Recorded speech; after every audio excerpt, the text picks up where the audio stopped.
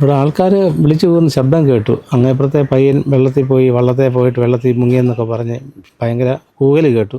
അത് കേട്ടുകൊണ്ട് ഞാനും ഓടിച്ചത്. ഇതുപോലെ രണ്ട് തല മാത്രം കാണാം, രണ്ടുപേരും മുങ്ങി താഴുന്നതായിട്ട് കണ്ടു. അപ്പോൾ ഞാൻ ഒന്നും നോക്കാതെ എടുത്ത് ചാടി.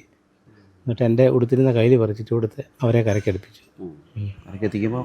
കരയ്ക്ക് എത്തിക്കുമ്പം മരിച്ചിട്ടില്ല, ചെറിയ തോതിൽ. എന്നാലും ഒരാളങ്ങ് തീർന്നും പോയായിരുന്നു.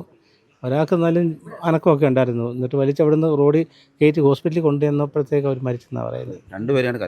രണ്ടുപേരെ എത്തി, ഒറ്റയടിക്ക് രണ്ടുപേരെ എത്തിച്ചു. കുട്ടികളെ അറിയാവുന്നവരാണോ? അറിയാവുന്നതാണ്.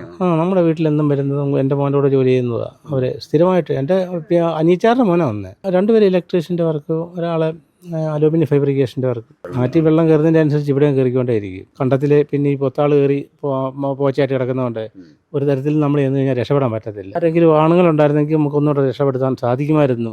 പക്ഷേ ആരും ഇല്ലാതായിപ്പോയി.